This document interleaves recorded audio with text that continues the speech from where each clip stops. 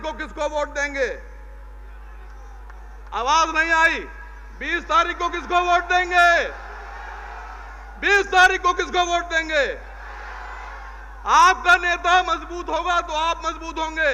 असद ओवैसी, आवाज नहीं आई। असद ओवैसी, अकबर ओवैसी, मजलिस-ए-इत्तेहादुल मुस्लिमीन। मैं सीधे मुद्दे पर आता हूं। इस चुनाव में बहुत सोच समझकर आपको वोट देना है। इस चुनाव में बहकाने, भड़काने और भटकाने वाले लोग तमाम आप लोगों को रोज सुबह से शाम तक भड़काते और भटकाते होंगे। आपसे कहा जाता होगा कि भारतीय जनता पार्टी को रोकने के लिए जो सरकार बना रहा है उसका साथ दो। आपसे कहा जाता होगा कि मजलिस-ए-इत्तेहादुल मुस्लिमीन महाराष्ट्र के 288 विधानसभाओं में सिर्फ 16 विधायक के चुनाव लड़ा रही है, तो यह सरकार नहीं बना सकते। यह कहा जाता है आप लोगों से। मैं एक सच्चा वाकया, सच्चा किस्सा सुनाने के बाद आपसे फिर आगे मुखातिब होऊंगा।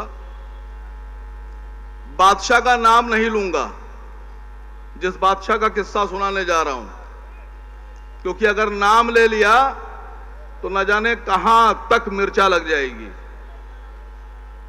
एक बार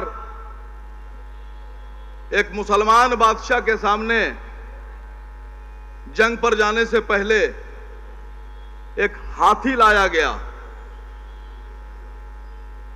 और हाथी लाकर कहा गया कि साहब ये सवारी आपके लिए लाए हैं, जंग में आप इस पर बैठकर जाइए।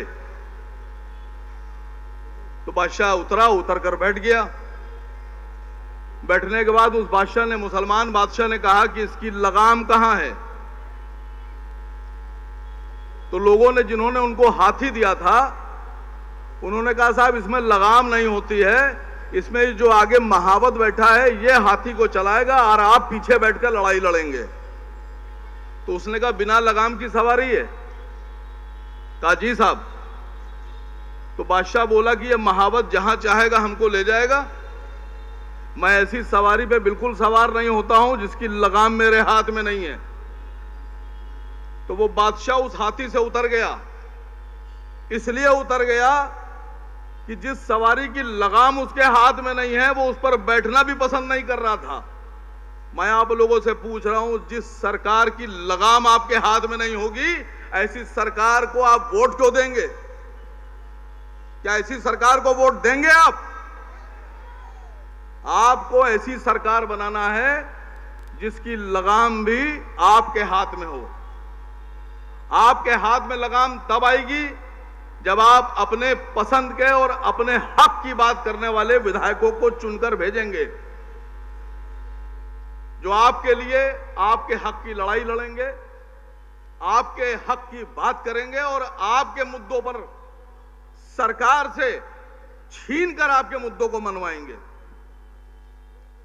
फयाज भाई, परसों मैं एक चैनल पर था तो मुझसे एक सवाल पूछा गया कि महाराष्ट्र में कुछ उलेमाओं ने, ये जो अघाड़ी सरकार है इंडिया गठबंधन वाली, जिसमें राहुल गांधी जी, बाल ठाकरे के साहबजादे उद्धव ठाकरे जी, शरद पवार जी हैं, उनको एक खत लिखा है मुसलमानों ने कि हमको, अगर आप मुसलमानों को आरक्षण देंगे तो हम आपको वोट देंगे, सरकार बनाएंगे।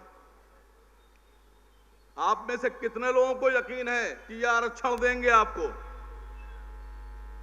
अगर एक भी आदमी को यकीन है तो वह हाथ उठा दे अपना। अब मैं उन तमाम लोगों से जिन्होंने यह खत लिखा है कि उनको आरक्षण चाहिए और ये उद्धव ठाकरे से मांग कर रहे हैं, मैं उन तमाम मुसलमानों से यह बात पूछ रहा हूं कि वो उद्धव ठाकरे हैं जिनके वालिद का नाम बाल ठाकरे था, जिन्होंने शिवसेना का निर्माण किया था। ये वही बाल ठाकरे साहब जिन्होंने 1992 में ये भाषण में ये बयान दिया था कि हमें गर्व है शिव सैनिकों पर जिन्होंने मस्जिद को शहीद किया। क्या आप ऐसे लोगों से उम्मीद करते हैं कि वो आपको आरक्षण देंगे? ये उद्धव ठाकरे जी जब मुख्यमंत्री थे, अभी की बात कर रहा हूं आपसे, तो जब इनकी सरकार जा रही थी तो सरकार के जाते जाते इन्हीं मुख्यमंत्री साहब ने जिनसे खत लिखकर मांग की गई है, उन्होंने औरंगाबाद का नाम बदल दिया, क्योंकि वो औरंगजेब रहमतुल्लाह अलैह के नाम पर था। औरंगाबाद का नाम बदलकर संभाजीनगर कर दिया। क्या ऐसे आदमी से आप उम्मीद करते हैं कि वो आपको आरक्षण देंगे? मैं आपसे सिर्फ आपके बीच में ये बात रखने आया हूं कि जिन लोगों ने खत लिखा है उनके घरों पर जाइए और उनसे पूछिए कि कल को सरकार बनने के बाद, इलेक्शन होने के बाद तुम्हारे पास किस बात की गारंटी है कि कल को सुप्रिया सुले, शरद पवार, उद्धव ठाकरे और तमाम लोग वक्त पहुंचने पर बीजेपी के साथ नहीं जाएंगे। इनका इतिहास है, ये पहले भी कर चुके हैं और बाद में भी करेंगे। ये पहले भी बीजेपी के साथ रहे हैं और बाद में बीजेपी के साथ जाएंगे। और अगर कोई भारतीय जनता पार्टी के साथ नहीं जाएगा मरते दम तक, तो वो ये शख्स हैं असदुद्दीन ओवैसी साहब। इनकी गारंटी आप भी ले सकते हो, हम भी ले रहे हैं। हिंदुस्तान में अकेले इंसान, अकेले शख्स, अकेले लीडर ऐसे हैं जो भारतीय जनता पार्टी का मुकाबला अकेले कर रहे हैं। 543 की लोकसभा में 543 की लोकसभा में वो तो अपने नारे बहुत लगा रहे थे, चीख चीख कर लगा रहे थे। अगर किसी ने मुसलमानों के लिए, मुसलमानों का सर ऊंचा करने के लिए नारा लगाया है, नारे तकबीर अल्लाहू अकबर का, तो वो ये बैठे हैं। अगर ये आपके लिए लड़ाई लड़ रहे हैं तो आपका भी फर्ज बनता है कि आपको इनके साथ खड़ा होना पड़ेगा। जनाब हजरात, एक नाम है यहां नीतीश राणा। मैं इसलिए कह रहा हूं कि कल तक इनके वालिद कांग्रेस में थे। आप लोग को लगता था कि कांग्रेस के नेता हैं तो बड़े सेकुलर, बड़े अच्छे होंगे, और उन्हीं वालिद के, उन्हीं बाप के बेटे नीतीश राणा क्या कह रहे हैं, किसी से छुपा हुआ नहीं है। मैं यहां ये कहने भी नहीं आया हूं कि वो क्या कह रहे थे, सब जानते हैं क्या कह रहे थे। अभी आपने सुना कि एक जेपीसी काम कर रही है, जेपीसी बनाई गई है, वक्फ बोर्ड बना, जो वक्फ हमारी जमीनें हैं इसके लिए वक्फ को छीनना चाहते हैं। वक्फ की जमीनों को, मस्जिदों की, कब्रिस्तानों की जमीनों को ये अडानी को देना चाहते हैं। ये अडानी को जमीनें देना चाहते हैं, इसलिए इनकी नजर वक्फ पर है। असद साहब उस वक्फ का हिस्सा है। ये लोग कहते हैं कि मुसलमान अगर सेकुलर है तो वक्फ बोर्ड में हिंदू मेंबर क्यों नहीं हो सकते? सर यही तो कहते हैं ये लोग कि अगर वक्फ बोर्ड में सिर्फ मुसलमान रखेंगे तो कहेगा सेकुलरिज्म। मुसलमान साबित करें अपने आप को कि हम सेकुलर हैं और इनके हिंदू मेंबर्स को मस्जिदों में और कब्रिस्तानों में इनको मेंबरशिप दें, इनको ओहदेदारी दें। एक साहब ने मुझसे भी कहा, मैंने कहा मैं सबसे पहले आगे चल के आपके साथ खड़ा होऊंगा, लेकिन आपको एक शर्त मानना है कि अगर आपको मुसलमानों की वक्फ की जमीनों में अपनी मेंबरशिप, अपनी हिस्सेदारी, अपना नाम चाहिए है, तो हिंदुस्तान में 80% पिछड़े, दलित और आदिवासी हैं। आप हिंदुस्तान के सभी आश्रमों में, सभी मंदिरों में, हर जहां दलितों को 80% हिस्सेदारी दो। आप अपने के तो देते नहीं हो, हमारे की आप कहते हो कि हम हिस्सेदारी लेंगे। और ऐसा नहीं कि खाली वक्फ पे इनकी नजर है।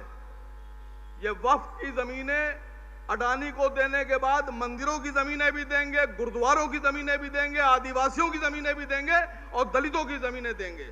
अगर इनको रोकना है तो आपको शुरुआत करना है, आप कहीं से भी शुरुआत कीजिए। मैं तो गुजारिश करता हूं महाराष्ट्र से शुरुआत कीजिए, और हमारे मजलिस-ए-इत्तेहादुल मुस्लिमीन के जो 16 विधायक मैदान में हैं, इन 16 को जिता के आप विधानसभा में भेजिए। मैं अपने सदर की तरफ से बहुत छोटा हूं, मैं वादा कर रहा हूं कि कल को जब सरकार बनेगी तो भारतीय जनता पार्टी को हटाकर जो सरकार शपथ लेगी, हमारे मजलिस-ए-इत्तेहादुल मुस्लिमीन के सभी विधायक बीजेपी के विरोध वाली सरकार के साथ खड़े होंगे। बीजेपी को हटाकर जो सरकार बनेगी हम उसका साथ देंगे, लेकिन उद्धव ठाकरे की गारंटी हम नहीं ले रहे हैं। हम उद्धव ठाकरे की, शरद पवार की, सुप्रिया सुले की, कांग्रेस के नेताओं की गारंटी नहीं ले रहे हैं। हो सकता है कि आप हमारे 2, 4, 10, 20 जिता के भेज दें और कल को बड़ा ऑफर उद्धव साहब के पास आ जाए और आपके वोटों से कांग्रेस और उद्धव साहब के जो विधायक जीत के जाएं वो सब बीजेपी की सरकार बना दें, तब आप क्या करेंगे? 5 साल आप हाथ पे हाथ धर के रोएंगे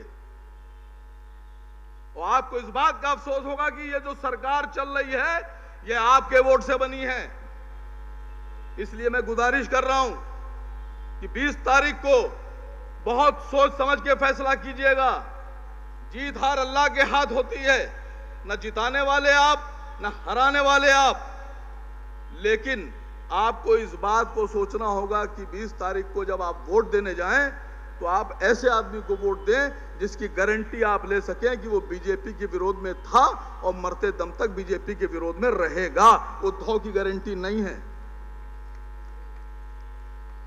सुप्रिया सुले की गारंटी नहीं है, शरद पवार की गारंटी नहीं है। चचा अलग, भतीजे अलग। मैं एक भारतीय जनता पार्टी के नेता से बात हो रही थी तो उन्होंने तंज किया मुझ पर, बोले कि आप लोग नहीं चाहते हैं कि मदरसा के बच्चे जो है वो तरक्की करें, आप लोग नहीं चाहते हैं कि मदरसे के बच्चे आगे बढ़ें, आप लोग नहीं चाहते हैं कि मदरसे के बच्चे टाई पहने, पैंट पहने, कोट पहने। मैंने कहा भाई बड़ी अच्छी सोच है आपकी, आप अगर हमारे बच्चों को टाई पहनाना चाहते हैं तो बहुत बढ़िया बात है, लेकिन हमारे बच्चों को टाई बाद में पहनाइएगा। आपके धर्म में कुछ अखाड़े हैं और हमारे देश में कुछ लोग ऐसे हैं जिनके बहुत से लोग नंगे घूमते हैं, उनको लंगोट तो पहनाइए पहले आप, हमारी टाई बाद में बात कीजिएगा आप। मैं सच बोल रहा हूं और ये हंसी की बात नहीं है। ना ये आपको टाई पहनाना चाहते हैं, ना ये आपको एजुकेट करना चाहते हैं, ना ये आपकी तरक्की चाहते हैं, ना ये आपके वक्फ बोर्ड को सही तरीके से चलाना चाहते हैं, ना ये हमारी बहनों को तरक्की देना चाहते हैं, ना ये ट्रिपल तलाक पर ईमानदारी से काम कर रहे हैं। अगर ये ईमानदार होते तो मुसलमानों में तो पूरे हिंदुस्तान का जो सर्वे है वो 1,12,000, कुल अब तक जो सर्वे हुआ है वो 1,12,000 हमारी महिलाएं हैं जिनको तलाक दिया गया है और उसमें से कुल 1.5% ऐसी हैं जिनको ट्रिपल तलाक दिया गया है 1,12,000 में।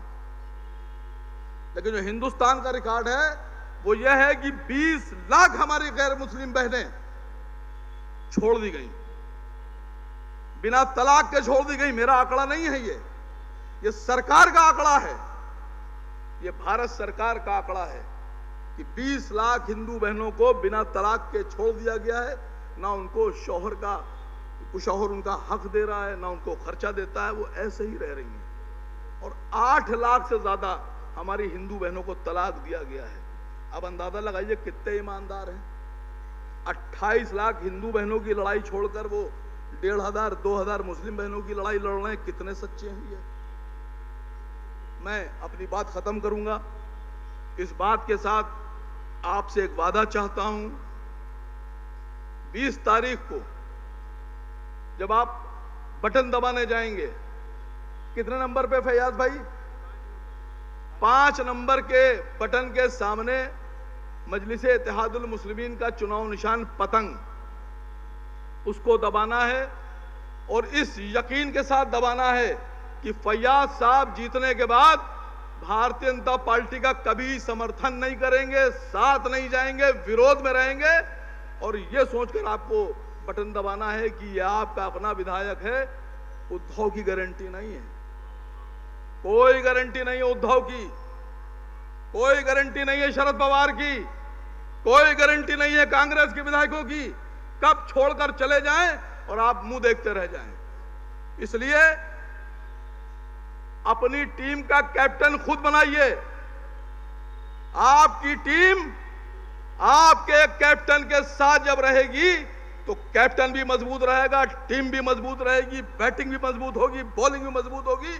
और इंशाअल्लाह ये जो लेटर लिखने वाले जो लोग हैं ना मुसलमानों की तरफ से, आरक्षण दो, भीख में आरक्षण नहीं मिलता है, कोई चीज भीख में नहीं मिलती है।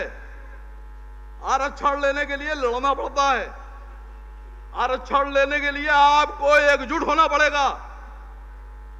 और अगर आपने हमारे 16 विधायकों को जिता दिया या 1-2 कम भी रहे और आपने हमारे विधायकों को जिता दिया, तो मैं इन लोगों से कह रहा हूं, ये लेटर लिखने वाले, खत लिखने वाले लोगों से, कि तुम आरक्षण नहीं दिला सकते।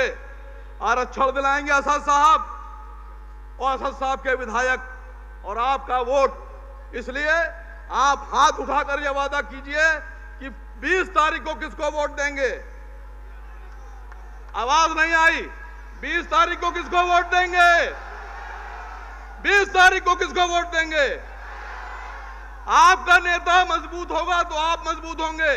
असद ओवैसी, आवाज नहीं आई। असद ओवैसी, अकबर ओवैसी, मजलिस इत्तेहादुल मुस्लिमीन